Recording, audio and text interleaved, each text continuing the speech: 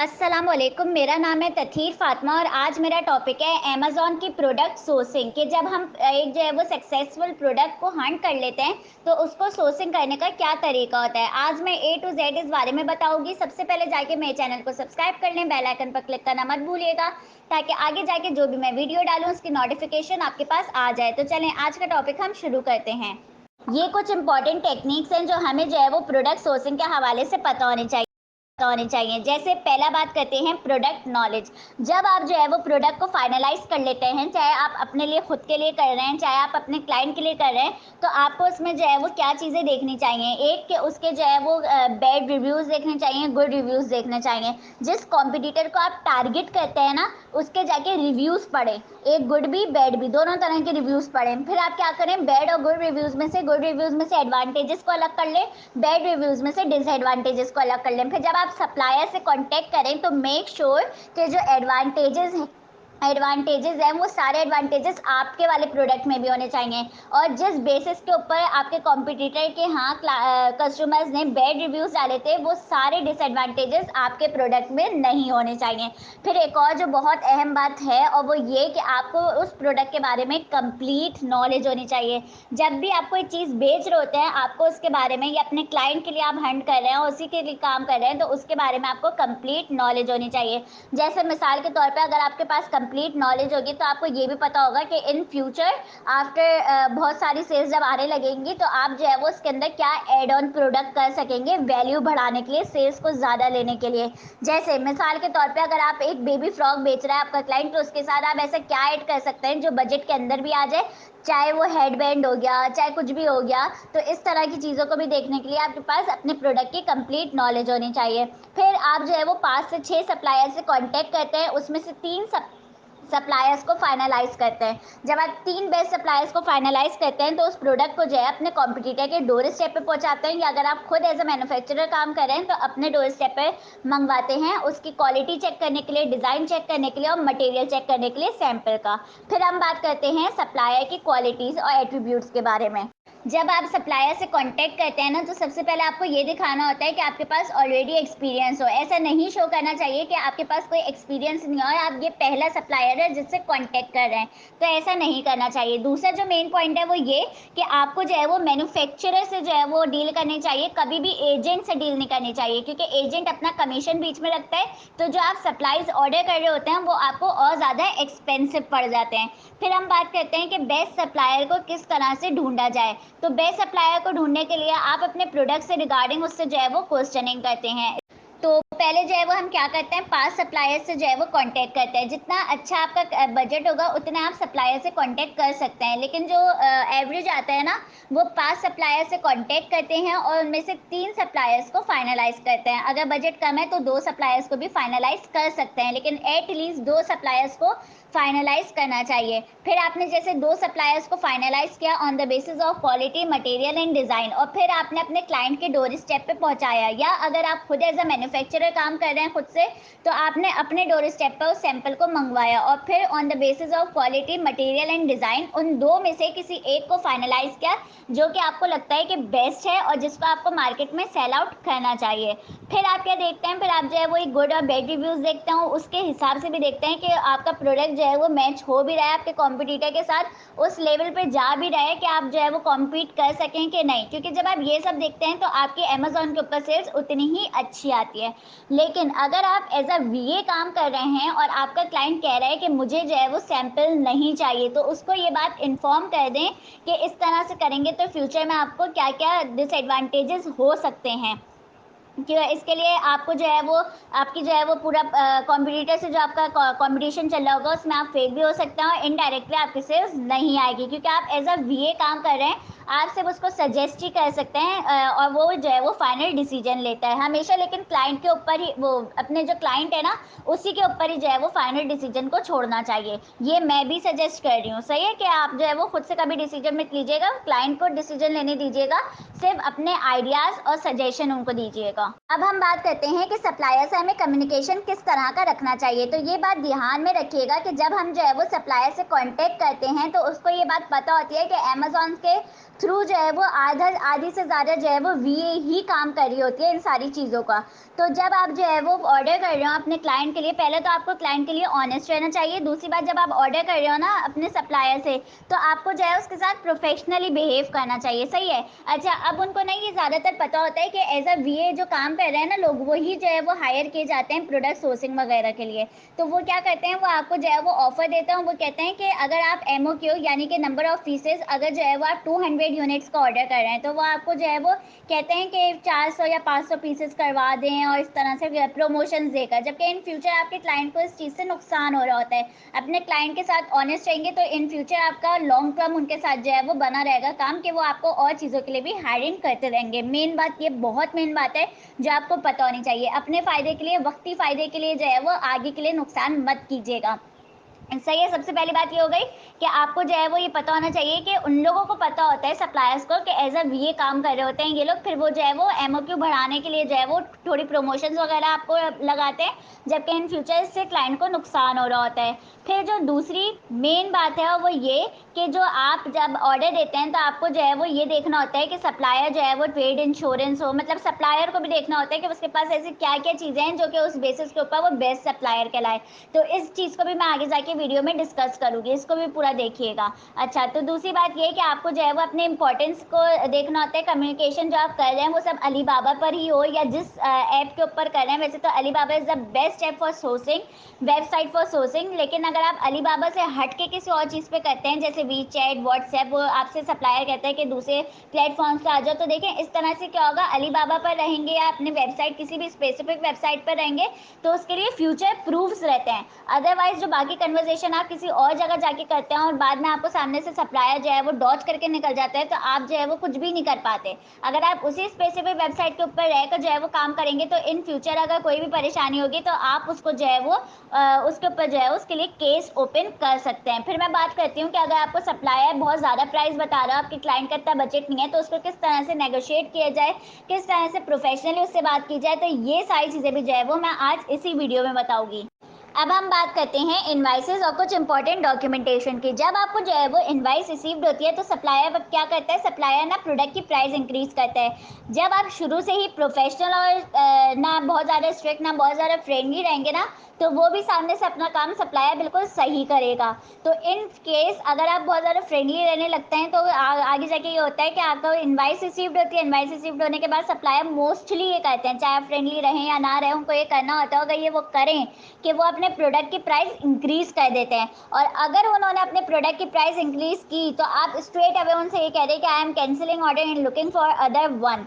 तो इस तरह से क्या होगा कि वो अपने ना मतलब बिल्कुल पाथ पर आ जाएंगे और जो चीज़ आप डिमांड करेंगे वो आपको दे देंगे। और इसके अलावा जो मेन बात है वो ये कि पेमेंट जो है वो हमेशा क्रेडिट कार्ड या डेबिट कार्ड से तो हो सकती है, लेकिन जो रिकमेंडेड है वो क्रेडिट कार्ड है, क्योंकि इन फ्यूचर अगर कभी आपको जो है वो पेमेंट्स को पुल आउट करना होगा किसी भी डिस्प्यूट के केस के अंदर तो आप कर सकेंगे। और उसके अलावा जो है वो उसके अलावा आप ये है कि जो पेमेंट प्रूफ्स होते हैं ना वो अलीबाबा को ज़रूर प्रोवाइड करें, किया करें, जैसे जैसे कि इनवाइसेस हो गई, बीओक्यू हो गया, ये सब चीज़ें। तो इसके ऊपर जो है वो सप्लायर आपसे प्रोडक्ट की प्राइस इंक्रीज करने को कह देता है।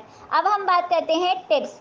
अच्छा, ये मैं बताती चलूँ कि जब जो है हमारी इन्वेंट्री रेडी होने वाली होती है तो अगर हमारा क्लाइंट कहते हैं ना इंस्पेक्शन करवाने को, तो हमारा जो सप्लायर होता है वो क्या कहता है, वो कहता है कि अभी थोड़ा और टाइम डिले कर दें, क्योंकि जब आपने इंस्पेक्शन की बात की, इंस्पेक्शन बेसिकली होता है क्या है कि आपकी जो इन्वेंट्री होती है उसकी जो है वो चेकिंग करनी होती है कि वो सही है, उसका मटेरियल, उसका फैब्रिक, उसकी डिज़ाइन है उस पर सही है बना हुआ। तो इंस्पेक्शन इस चीज़ को कहते हैं।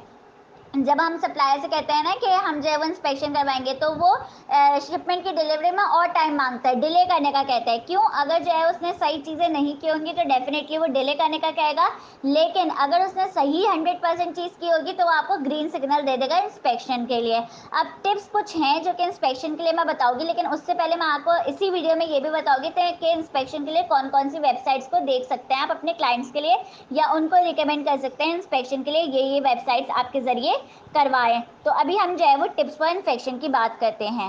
अब जो है वो इंस्पेक्शन की बात करते हैं कि जब आप इंस्पेक्शन टीम के पास अपने कॉम्पिटिटिव प्रोडक्ट के सैंपल्स पहुंचाते हैं तो वो on the basis of design, quality, fabric सबको जो है वो मद्देनजर रखते हुए फाइनलाइजेशन की तरफ जा रहे होते हैं, बता रहे होते हैं कि सक्सेसफुल या बिल्कुल सही है या नहीं है। तो आजकल तो वैसे भी ऑनलाइन इंस्पेक्शन भी हो रहे हैं, लेकिन फिजिकल इंस्पेक्शन इज रिकमेंडेड। उसके बाद जो मैं बात करूँगी वो ये कि जब आप अगर जो है वो 2000 या इससे बड़े यूनिट्स का जो है वो ऑर्डर प्लेस कर रहे होते हैं तो सप्लायर को ये पहले दिन ही बता दिया करें कि मैं 2 दफ़ा इंस्पेक्शन का होगा।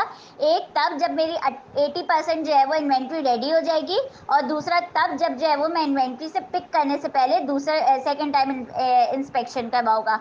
उसके बाद जो मेन बात ये है कि अगर आपको लगता है कि आप जो है ये ट्रस्टेड सप्लायर है जिससे आप बनवाते रहते हैं, अपने क्लाइंट्स को भी वही रिकमेंड करते रहते हैं कि इनसे ही बनवाया जाए सामान, तो उसके भी जो है वो हमेशा 100% ट्रस्ट नहीं क्या करें। इंस्पेक्शन जो है वो रिकमेंडेड है क्योंकि वो आपके इंटायर बजट को जो है वो सेव कर रहा होता है। आप ऑब्वियसली एक बड़ा अमाउंट लगा रहे होते हैं, चाहे वो अपना है चाहे वो क्लाइंट का है, तो वो आपका जो पूरा बजट है उसको सेव कर रहा होता है। और अगर आपका एमओक्यू जो है वो लेस देन 200 है तो इसके लिए आपको जो है वो प्राइवेट इंस्पेक्शन की तरफ जाना चाहिए, क्योंकि अगर मैं बाकी सारी वेबसाइट्स की भी चार्जेस की बात करूँ तो $200 से $300 से जो है वो स्टार्टिंग होती है। लेकिन अगर कम इन्वेंट्री है तो आप किसी प्राइवेट इंस्पेक्टर के पास भी जा सकते हैं जिससे आप इंस्पेक्शन करवाएं, क्योंकि अगर ज़्यादा यूनिट्स होंगे तो आप जो है वो किसी अच्छे उस प्लेटफॉर्म पे जाएं और वहाँ पे इंस्पेक्शन करवाएं, ताकि चार्जेस जब आप दें तो आपको वो बुरे ना लगे देते हुए। अब मैं बताती हूँ कि फ्रेट फॉरवर्डर को चूज़ करने के लिए आपको सबसे पहले देखना होता है कि जो आपका प्रोडक्ट वेट है और जो प्रोडक्ट की डायमेंशंस है वो कितनी होनी चाहिए। वो लार्ज स्टैंडर्ड कैटेगरी में लाई नहीं करनी चाहिए, क्योंकि जितनी बड़ी कैटेगरी है जितना ज़्यादा वेट होगा उतनी ही ज़्यादा जो है वो चार्जेस होंगे। फिर हम बात करते हैं डीडीपी, एफओपी और ईएक्सडब्ल्यू।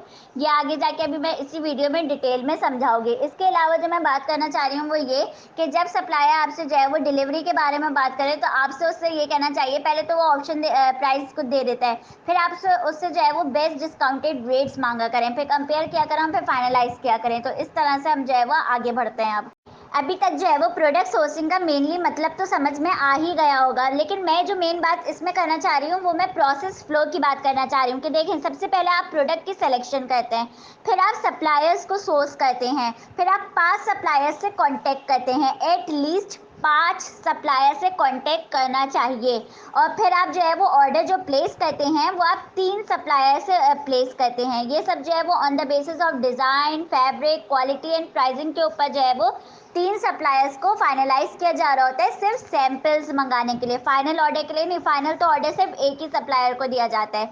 फिर जब आप 3 सप्लायर से जो है वो ऑर्डर मंगा लेते हैं, फिर आप उन तीनों की क्वालिटी को चेक करते हैं और प्राइसिंग और सैंपल क्वालिटी के बेसिस के ऊपर एक सप्लायर को जो है वो फाइनलाइज करते हैं, जिसके जरिए आप अपना पूरी इन्वेंट्री ऑर्डर देंगे और फिर वही इन्वेंट्री जो है वो अमेजॉन वेयर हाउस तक पहुंचाएंगे। जब ये सारा काम हो जाता है तो आप अमेजोन के ऊपर जब आप ऑर्डर दे देते हैं ना, तो अमेजोन के ऊपर अपनी प्रोडक्ट को जाके लिस्ट कर देना चाहिए, और उस लिस्टिंग को 1 हफ्ते तक छोड़ के देखना चाहिए कि अमेजोन इस अश्योरिटी के लिए कि अमेजोन किसी और चीज़ की डिमांड तो नहीं कर रहा, कोई आपसे डॉक्यूमेंटेशन तो नहीं मांग रहा। अगर नहीं मांग रहा होता फिर आप जो है वो अपना प्रोडक्ट लाइव कर दें।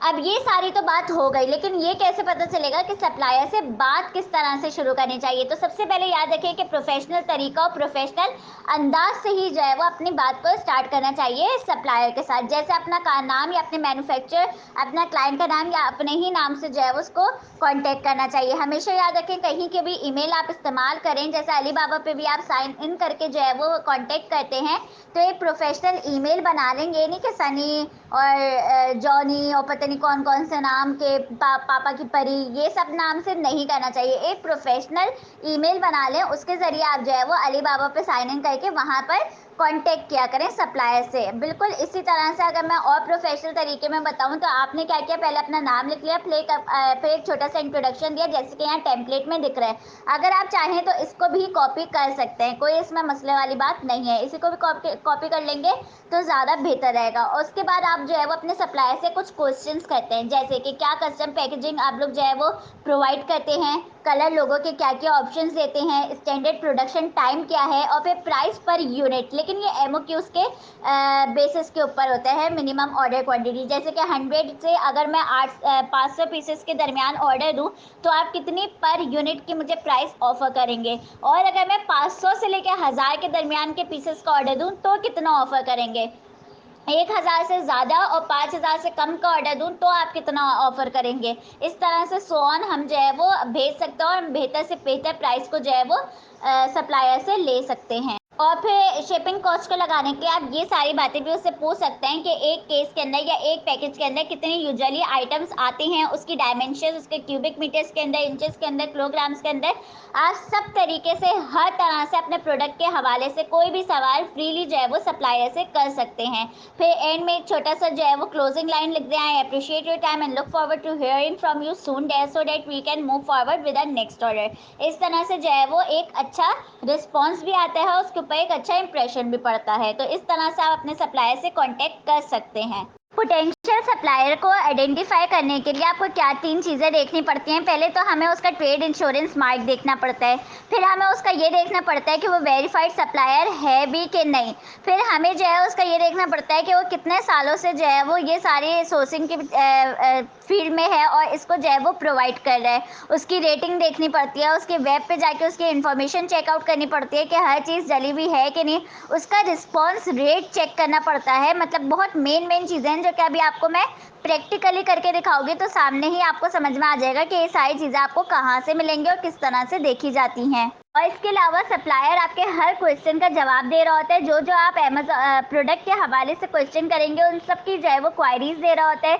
आप जो कहते चले जाते हैं ना वो उसके ऊपर एग्री नहीं करता, बल्कि वो अपनी चीज़ें भी जो है वो आगे जो है वो डाल रहा होता है। इन शॉर्ट वो आपको हर तरह के चैलेंजेस के सॉल्यूशन भी प्रोवाइड कर रहा होता है। कम्युनिकेशन को बहुत ज़्यादा क्लियर लेकर चल रहा होता है। तो ये इस तरह से एक तरीका ये है जिससे आप पोटेंशियल सप्लायर को आइडेंटिफाई कर सकते हैं। अच्छा, ये कुछ टर्म्स हैं जो कि मैंने कहा था मैं आगे जाके डिस्कस करूँगी। तो इसके अंदर 3 है, सही है। एक तो EXW है, एक FOB है और एक DDP है। तो याद रखें कि DDP जो है वो प्रेफरेबल है और हमें जो है वो यही करनी चाहिए। अब क्यों करनी चाहिए, इसी को क्यों प्रेफर करते हैं ये देखते हैं। भाई EXW है, इसका ये मतलब होता है इसके अंदर जो है वो सेलर रिस्पॉन्सिबल होता है आपके से प्रोडक्ट को प्रोडक्शन करने के लिए, मैन्युफैक्चर करने के लिए।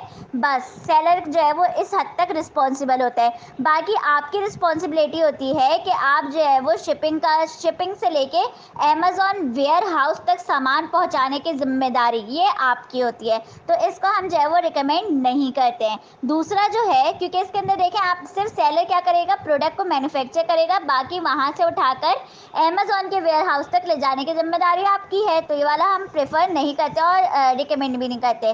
फिर हम दूसरा देखते हैं FOB यानी कि फ्री ऑन बोर्ड। तो इसके अंदर क्या होता है कि सेलर जो है आपकी गुड्स को उस जगह तक पहुंचा देता है जहां तक बायर कहता है, यानी कि जहां तक आप कहते हैं ना, नॉमिनेट करते हैं उस जगह को कि इस जगह पर जो है वो मेरी चीज़, मेरे गुड्स को पहुंचा देना। तो इसके अंदर क्या होता है, कॉस्ट और रिस्क दोनों जो है वो डिवाइड हो रही होती हैं आपके और मैन्युफैक्चरर के दरमियान। तो ये भी जो है वो रिकमेंडेड नहीं होता। इसके अलावा जो आखिरी है वो है डिलीवर्ड ड्यूटी पेड यानी कि DDP। यही जो है वो हमें सप्लायर से करवाना चाहिए। इसके अंदर क्या होता है, सप्लायर ही रिस्पॉन्सिबल होता है आपकी चीज़ को मैन्युफैक्चर करने के लिए, आपकी चीज़ को जो है वो स्पेसिफिक जगह जहां वो बनाई जा रही है वहां से उठाकर अमेज़ॉन वेयर हाउस तक पहुंचाने की, यानी कि A to Z जिम्मेदारी जो है वो DDP के अंदर हो रही होती है, जो कि जिसके लिए सेलर रिस्पॉन्सिबल होता है। अब हम बात करते हैं शिपमेंट की कि शिपमेंट जो है वो 2 तरह से, एक एयर के ज़रिए और एक ओशन के ज़रिए। एयर के ज़रिए देखा जाए तो वो मिनिमम डेज़ के अंदर तो शिप कर रहा होता है, लेकिन 4 से 14 दिन में, लेकिन उसके चार्जेस उतने ही ज़्यादा होते हैं। ओशन की बात करें तो इसके अंदर जो है वो 22 से 35 दिन ले रहे होते हैं। देखिए, हमें जो है वो हर चीज़ को मैनेज करके चलना होता है। हमें टाइम, डे, हर चीज़ मैनेज करके चलनी होती है कि आगे जाके ऐसा ना हो कि जब हमें अपनी इन्वेंट्री को लोड करना हो अमेज़ॉन वेयर हाउस के अंदर तो हमारे पास सिर्फ बचे ही 15 दिन लोड करने के लिए। तो ऑब्वियसली अगर 15 दिन बचेंगे तो आपको मजबूरन एयर के ज़रिए शिपमेंट करवानी पड़ेगी, और अगर एयर के ज़रिए शिपमेंट करवानी पड़ेगी तो आपको एक्सपेंसिव पड़ेगा। इसलिए हमें डेज़ को मैनेज करके चलना चाहिए कि हमारे पास इतने तो दिन हो, 40 से 50 दिन हो, ताकि उस तक जो है वो हम ओशन की सर्विस को इस्तेमाल करें, ना हमें एक्सपेंसिव पड़े और हमारी जो इन्वेंट्री है वो भी अपनी पोजीशन या अपनी डेस्टिनेशन के तक पहुंच जाए। अब मैं बात करती हूँ सोर्सिंग प्लेटफॉर्म्स की, जैसे अलीबाबा, सेल हो, made in China, global sources, wholesale centre, E Canton fair, DHgate.com। तो ये सारे जो है वो प्लेटफॉर्म्स हैं जिनके ज़रिए आप प्रोडक्ट को सोर्स कर सकते हैं। लेकिन जो मोस्ट रिकमेंडेड है वो है Alibaba.com। अब मैं बात करती हूँ कि सप्लायर की सिलेक्शन करते वक्त अलीबाबा के ऊपर आपको क्या क्या चीज़ें जो है वो देखनी चाहिए। अलीबाबा के ऊपर आपको गोल्ड सप्लायर मेंबरशिप होनी चाहिए, उसके पास 3 साल से ज़्यादा की, और उसके बाद हमें देखना होता है उसका रिस्पॉन्स रेट जो कि 80% से अबव होना चाहिए। फिर हमें देखना होता है उसके पास ट्रेड एश्योरेंस मार्क हो, वेरीफाइड सप्लायर हो, और इसकी जो रेटिंग हो वो 4.3 से अबव हो। ट्रांजैक्शन लेवल जो है उसके पास 3 डायमंड्स हो या 3 डायमंड से अबव हो, और जो आपको कोटेशन लेनी चाहिए वो आप डीडीपी तो रिकमेंडेड है, इसके अलावा आप एफओबी की भी कोटेशन ले सकते हैं। एमओक्यू लेवल जो है वो स्मॉल होना चाहिए, और जो उस मैन्युफैक्चरिंग कंपनी है उसके पास जो है वो एक्सपीरियंस या एटलीस्ट जो है वो 50 से 100 एम्प्लॉयज़ जो है वो उसके अंदर काम कर रहे हों, और उसके पास जो है वो उस जिस कैटेगरी के अंदर आप प्रोडक्ट देख रहे हैं उसके हवाले से उसके पास सर्टिफिकेशंस भी होनी चाहिए। अच्छा, जब हम प्रोडक्ट सोर्स कर रहे होते हैं तो क्या उसके अलावा भी कभी कोई हमें पैसे देने पड़ते हैं या एडिशनल चार्जेस हम पर अप्लाई होते हैं? बिल्कुल होते हैं। अगर हम अपनी जो है वो ब्रांडिंग, पैकेजिंग, लोगो करवाएंगे तब भी होगा, कोई डिज़ाइन मॉडल करेंगे तब भी कॉस्ट होगा, और अगर जो है वो हम उससे अपना कोई कस्टमाइज्ड बॉक्स बनवाते हैं तो उस पर भी जो है वो हमें कॉस्ट लगता है। एम्बोज लोगो करवाते हैं तब भी लगता है। थर्ड पार्टी इंस्पेक्शन भी अगर करवा रहे हैं उसी के ज़रिए तो उस पर भी ऑब्वियसली पैसे लगते हैं। तो ये कुछ चीज़ें हैं जो कि हमारे प्रोडक्ट सोर्सिंग के हवाले से एडिशनल कॉस्टिंग हमें चार्ज होती है। बात करती हूँ कि अगर किसी सप्लायर से जो है वो आपको प्रोडक्ट का सैंपल समझ में आ जाए और सारे जो डिज़ाइन, फैब्रिक, ये सारी चीज़ें हैं ये आपके क्राइटेरिया पे मैच हो रही हैं, लेकिन जो सप्लायर आपको प्राइस ऑफर कर रहा है वो आपके बजट के अंदर नहीं आ रही, तो आप उसको जो है वो किस तरह से नेगोशिएट कर सकते हैं वो मैं आपको तरीका बताती हूँ। ये देखें, इस लेटर को जो है ये मैंने जस्ट सैंपल दिखाया हुआ है, लेकिन अगर आप लोग चाहें तो इसको आप कॉपी भी कर सकते हैं, इस पर कोई इशू नहीं है। अच्छा, तो यहाँ पे सबसे पहले हमें जो है उसके अटेंशन को ग्रैब करना होता है, तो हम पहले जो है वो उसकी थोड़ी बहुत तारीफ़ कर देते हैं, फिर जो हमारा असल काम शुरू होता है वो जहाँ से मैंने बोल्ड किया हुआ है वहाँ से पढ़ें। At the same time there is one issue which will probably stop us from giving this contract to you, और ऑब्वियसली वो है आपका बजट। जो प्रॉब्लम हो रही है वो बजट की हो रही है। अब देखते हैं इसको किस तरह से बात करनी है। हम उससे इस तरह से जो है वो स्टार्टिंग करते हैं कि हमारा जो ऑब्वियसली क्लाइंट है, अगर आप एज अ मैन्युफैक्चरर उससे एज अ वीओ उससे डील कर रहे हैं तो आप ऐसा करेंगे कि हमारा जो क्लाइंट है उसने हमें एक बजट दिया हुआ, उसने हमें कहा है कि 3 और जो है वो कोटेशंस मुझे निकाल के दो दूसरे सप्लायर से भी। ये आप उससे बोलेंगे, सही है, जैसे मैंने पहला पैराग्राफ में लिखा हुआ है। फिर जो है उसको मतलब आहिस्ता आहिस्ता करके ना बजट अपने नॉर्मल बजट की तरफ लाना है। तो आप फिर आप क्या कहेंगे कि लेकिन मैंने अपने क्लाइंट को जो है वो आपके प्रोडक्ट के लिए होल्ड ऑन कर दिया, और मैंने कहा है कि ये बेस्ट प्रोडक्ट है जो कि आपके क्राइटेरिया के ऊपर मैच करे। ये सब मैं अपने क्लाइंट की जो बातें हैं जो मैंने कही हैं या नहीं कही हैं, ये मैं बस उसको बता रही हूँ जो सप्लायर है, ताकि वो जो है वो प्राइस को नेगोशिएट करे। तो मैंने उससे ये कहा, और फिर मैंने ये भी लिखा कि मेरा क्लाइंट इस बात पर मान गया है कि अगर जो है वो आप मुझे within our budget price दे रहे हैं तो हम आपके ऊपर ही जो है वो अपना कॉन्ट्रैक्ट साइन करेंगे। तो फिर उसने दोबारा से ये लिखा है कि तीसरे पैराग्राफ में मैंने ये दोबारा से स्टार्टिंग में लिखा है कि मैं जो है आप ही को जो है वो कॉन्ट्रैक्ट देना चाहती हूँ अपनी इन्वेंट्री का, अपनी पूरी इन्वेंट्री जो है वो आप ही से बनाना चाहती हूँ। बस बात ये है कि जो आपने प्राइस दिया उसमें अगर आप इतना परसेंट जो है वो डिस्काउंट दे दे तो हमारी फाइनल प्राइस ये है, और फाइनल प्राइस मेंशन कर देनी है। और फिर आखिरी में लिख देना है कि अगर आप ये प्राइस ऑफर नहीं कर सकते तो मैं आगे की तरफ जाऊँगी और दूसरे सप्लायर से कॉन्टेक्ट करूँगी। लेकिन शुरू में जब हम जो है वो आहिस्ता आहिस्ता बात करके अपनी फाइनल बात की तरफ आते हैं तो इससे ये होता है कि उसकी अटेंशन ग्रैब होती है, फिर वो सब पढ़ लेता है। अगर जैसे मिसाल के तौर पे वो आप मुझे $5 दे रहा है, लेकिन मेरा बजट $3 है, तो वो ये कर सकता है कि ना मेरी ना आपकी, चलें $4 में बात पक्की करते हैं। तो ऐसी जो है वो आपकी जो प्राइस है वो नेगोशिएट हो जाती है, और आप जो है वो अपना कॉन्ट्रैक्ट जो है वो साइन कर लेते हैं, इन्वेंट्री बनाने के लिए दे देते हैं। अच्छा, अब मैं बात करती हूँ कि अभी जो है वो जैसे मैंने इंस्पेक्शन का बताया था, तो वो रिपोर्ट हम कौन सी बेस्ट वेबसाइट है जहाँ पर जाके हम अपनी इंस्पेक्शन प्रोडक्ट की करवा सकते हैं। तो यहाँ पर मैंने लिखा है QIM है, कीमा, और यहाँ पे जो पहली वेबसाइट आ रही है मेरे पास उसको मैंने क्लिक कर दिया। यहाँ पर आके आप इन लोगों का अपने प्रोडक्ट की इंस्पेक्शन करने के लिए जो है वो ऑर्डर प्लेस कर सकते हैं। अभी तक देखिए मैंने जो है वो सारी सोर्सिंग की जितनी भी मेन और बेसिक टर्म्स थी मैंने सब सब कुछ जो है वो डिटेल में बताया है। अब मैं दिखाऊंगी कि प्रैक्टिकली ये सारी चीज़ें किस तरह से की जाती हैं। तो यहाँ पर देखें, जैसे मैंने सबसे पहले गूगल क्रोम खोला और सबसे पहले आकर आप अमेजोन पे अपना कॉम्पिटिटर जो आपने फाइनलाइज किया हुआ है ना वो निकाल लेंगे। जैसे जो है वो मैं ग्लास फूड स्टोरेज कंटेनर्स बेचूंगी अमेजोन के ऊपर अपने क्लाइंट के लिए या खुद के लिए, जो भी है। अगर आप एज अ मैन्युफैक्चरर देख रहे हैं या एज अ वीए क्लाइंट के लिए आप जो है वो हंटिंग की है आपने, और आपने बेस्ट कॉम्पिटिटर समझे, आपने इसको चूज कर लिया है, सही है, ये आपका बेस्ट कॉम्पिटिटर है। अब आपने इसको फाइनलाइज कर लिया, सिर्फ एक एग्जाम्पल के तौर पे समझा रही हूँ, कुछ भी हो सकता है। आप अमेजोन पे आके जो है वो पेपर स्प्रे जैसा आपका जो है वो प्रोडक्ट है, तो आपने जो है जैसे यहाँ पर आए और आपने ना मेन कॉम्पिटिटर अपना या बेस्ट कॉम्पिटिटर फाइनलाइज किया, जैसे मैंने इसको कर लिया। लेकिन ये भी जो है वो आपने किया। अब मैं लेकिन जो मिसाल अभी ले रही हूँ वो मैं ग्लास फूड स्टोरेज कंटेनर की ले रही हूँ, तो समझे मैंने ये वाला फाइनलाइज किया, सही है, ये मेरा बेस्ट कॉम्पिटिटर है। यहाँ पर आके मेरा बेस्ट कॉम्पिटिटर है, मैं क्या करूँगी, मैं जाऊँगी अली बाबा लिखूंगी, न्यू टैब पर अली बाबा लिखूंगी। अब मैं यहाँ पर इसकी ऑफिशियल वेबसाइट पर आ जाऊँगी। यहाँ आने के बाद आपको वही कीवर्ड सर्च करना है जो कि मेन कीवर्ड है, जैसे कि ग्लास फूड स्टोरेज कंटेनर। तो मैंने यहाँ पे देखें सर्च करके रखा हुआ है पहले से। तो यहाँ पे देखें मैंने क्या किया, मैंने यहाँ पे बिल्कुल वही कीवर्ड लिखा जो मैंने अपने प्रोडक्ट के लिए इस्तेमाल कर रही हूँ, ग्लास फूड स्टोरेज कंटेनर्स। दूसरे दोनों जो है वो सेम ही लिखे हुए हैं। तो अब मैंने यहाँ पे अपना कॉम्पिटिटर देखा है एक और दफ़ा आके कि कॉम्पिटिटर का जो है वो किस तरह का है, वो क्या बेच रहा है। जो ये था, सही है, ये था।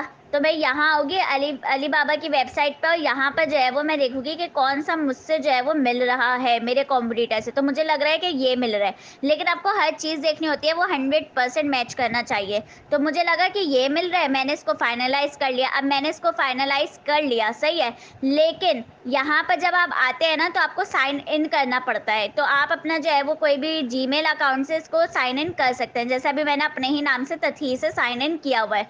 तो अब आप मुझे यहाँ पे एक चीज़ दिखानी है, जैसे सप्लायर अच्छा होना चाहिए ना बहुत ज़्यादा, तो यहाँ पे देखेंगे ये ऑप्शंस आ रहे हैं। तो यहाँ पे पहले हमने क्या कहा था, ट्रेड एश्योरेंस होना चाहिए और वेरीफाइड होना चाहिए, तो हम इन दोनों को सिलेक्ट कर लेंगे। पहले मैंने ट्रेड एश्योरेंस पे क्लिक किया, तो अब ये सारे ट्रेड एश्योरेंस वाले दिखा रहे हैं। अब मैंने वेरीफाइड सप्लायर पे भी क्लिक कर दिया, तो अब ये मुझे दोनों वाला दिखा रहा है, जो वेरीफाई भी होगा और जिसके पास ट्रेड एश्योरेंस भी होगी। अब हमें क्या देखना है, अब हमें देखना है कि ये देखेंगे क्या है, वेरीफाइड सप्लायर्स है, 2 साल से काम कर रहा है। और उसके नीचे आएंगे तो देखें हमने कहा था डायमंड्स कितने होने चाहिए, 3 अबव, तो यहाँ पे 4 डायमंड्स हैं, ये 6 साल से काम कर रहा है, ये भी वेरीफाइड है। स्टार हमने वो रेटिंग हमने कहा था 4.3 से ज़्यादा होनी चाहिए, तो यहाँ पे पूरी 5 रेटिंग है। लेकिन हमें साल भी देखना होता है कि वो कब से काम कर रहा है, तो ये हमें बता रहा है कि 6 साल से काम कर रहा है, यानी कि ये एक अच्छा सप्लायर है। जो जो चीज़ें मैंने बताई हैं वही सब देखकर जो है वो सप्लायर को फाइनलाइज कीजिएगा। सिर्फ ये नहीं कि आपने ये देखा कि यही मैच कर रहा है मेरा सप्लायर, मेरा जो कॉम्पिटिटिव प्रोडक्ट है तो मैं इसी को लूँगा, नहीं, इस तरह से नहीं देखना चाहिए। जो सप्लायर्स के ऊपर जो है वो क्राइटेरिया है पूरा मीट करना चाहिए, फिर सप्लायर समझ में आए तो यहाँ पर जो है वो चैट नाउ या कॉन्टेक्ट सप्लायर के ऊपर क्लिक कर दें। जब आप जो है वो उसके ऊपर क्लिक करेंगे तो आपको वो मैसेंजर के ऊपर ले आएगा और वहाँ पे आप जो है वो मैसेज टाइप कर सकते हैं। तो इस तरह से हम जो है वो सोर्सिंग करते हैं। और फिर अगर आपका फाइनलाइज हो जाए प्रोडक्ट और प्राइस के अंदर मुश्किल आ रही हो तो मैंने उसको नेगोशिएट भी करना बता दिया है। उम्मीद है कि आज का लेक्चर समझ भी आया होगा, पसंद भी आया होगा। चैनल को सब्सक्राइब करना मत भूलिएगा। अगले लेक्चर में मुलाकात होगी, जब तक के लिए अल्लाह हाफिज़।